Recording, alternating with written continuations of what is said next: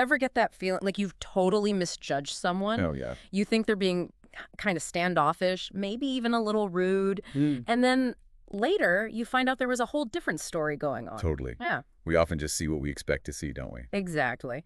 And today, we're really diving deep into one of those situations where those misinterpretations happen way too often.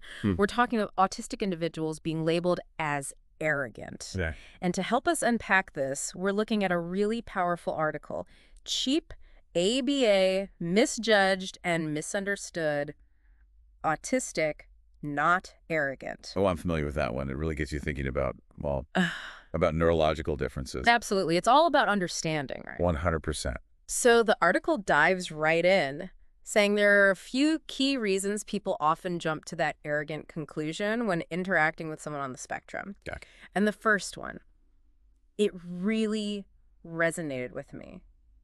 Because sometimes it's not about being rude, Right. it's about being direct. Being direct. Yeah. And I think that's a really important distinction. Oh, absolutely. It all comes down to communication styles, right? Right. So, and the article gives a great example, actually.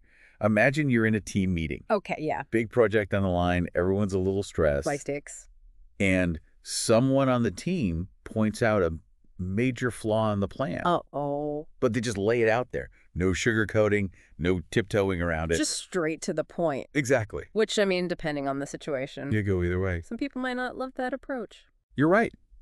To some, that directness might be seen as, well, refreshingly honest. Like, hey, at least they're being upfront. Right. But to others, it can come across as abrasive or even disrespectful. Yeah, I can see that. But here's the key. It's not about being mean-spirited. It's simply a different way of communicating. That's such a good point. So directness, check. What's the next potential stumbling block when it comes to these misunderstandings? Well, social interaction, for one. Yeah. All those unspoken rules we kind of navigate every day. All the time. Like sometimes we don't even realize we're doing it. Eye contact, body language, those subtle social cues. Oh, man. Like, I'm still working on perfecting my poker face. Right. But for some autistic individuals, these things, they can be really challenging. Yeah. And it's not because they're not interested or they don't care. Right, it's not about that. It's just that their brains process social information in a different way. It's like everyone else is tuned to one radio station, and they're on a totally different frequency. That's a great way to put it. And that difference in processing can lead to so many misunderstandings. Absolutely. Someone might appear aloof or disinterested, when in reality they're just trying to process this like barrage of social information. It's overwhelming. Exactly. And the article actually uses a really interesting term to describe people who aren't on the autism spectrum. They call them neurotypical. Neurotypical, yeah. So for someone who's neurotypical, those social cues might seem obvious, second nature even. Right. But for someone on the spectrum, it's a whole different ballgame. Completely. And then the article goes on to talk about this idea of masking, which I gotta say is kind of fascinating. Yeah, masking. It's like this whole other layer of complexity. It really is. It's almost like a survival tactic, Totally. So for someone who's not familiar with that term, what does that actually look like in practice? Well, imagine feeling like you constantly have to pretend to be someone you're not. Ugh, yeah. Just to fit in. Exhausting. And that's what masking is for a lot of autistic individuals.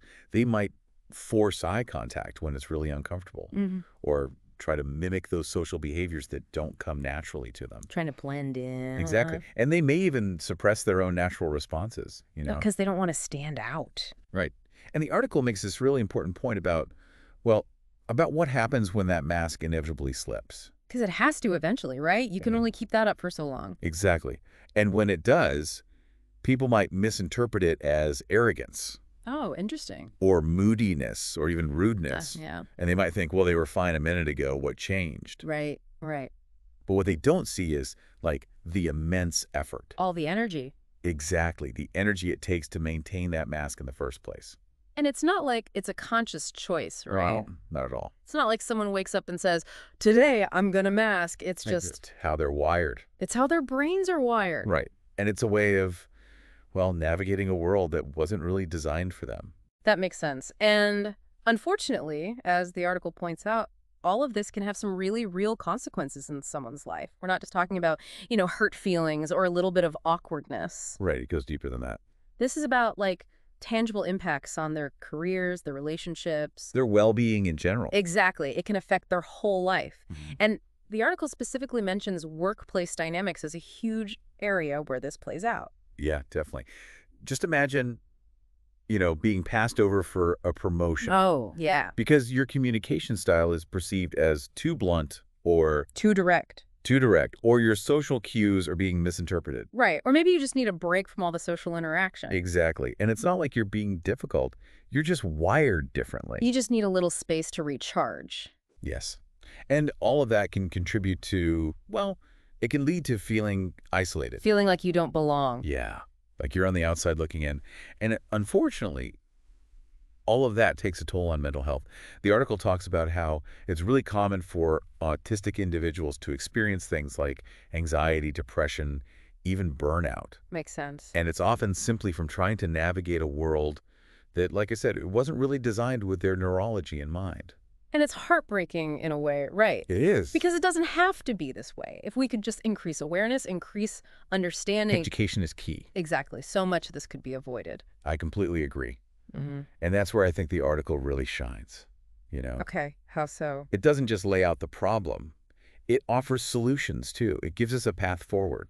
So much potential for positive change. And it sounds like this article, it gives us some really concrete steps to take to get there. Yeah, it does.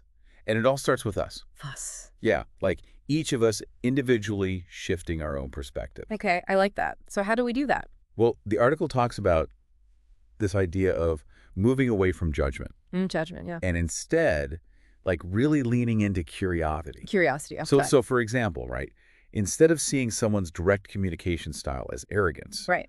you might just pause for a second and think, okay, maybe they're just, cutting to the chase.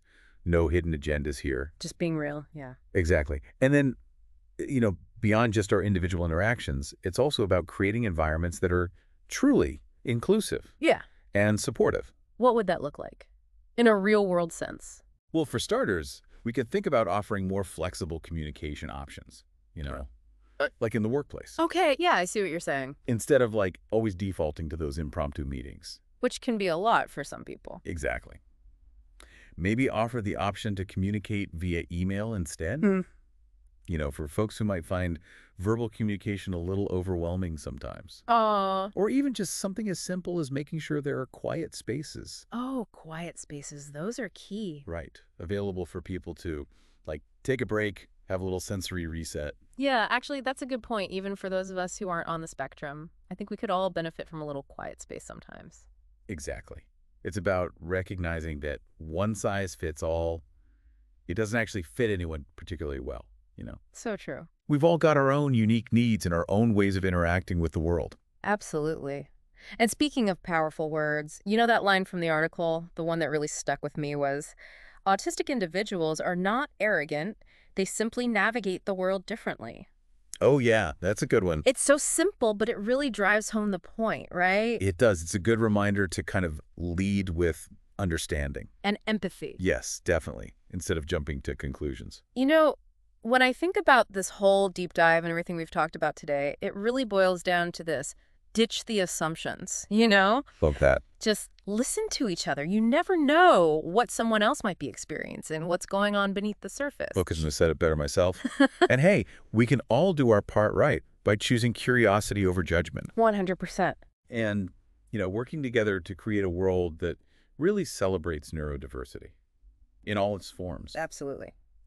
So for everyone listening, here's something to chew on as you go about your day. Think about a time that you might have misjudged someone, and then ask yourself, what if their behavior, what if it was rooted in something you didn't fully understand? How might that shift your perspective going forward? That's a great question to consider. It's all about keeping an open mind, right? And approaching each other with a little more understanding. Couldn't agree more. Well, on that note, thanks for joining us for this deep dive. It's been a pleasure exploring these important ideas with you.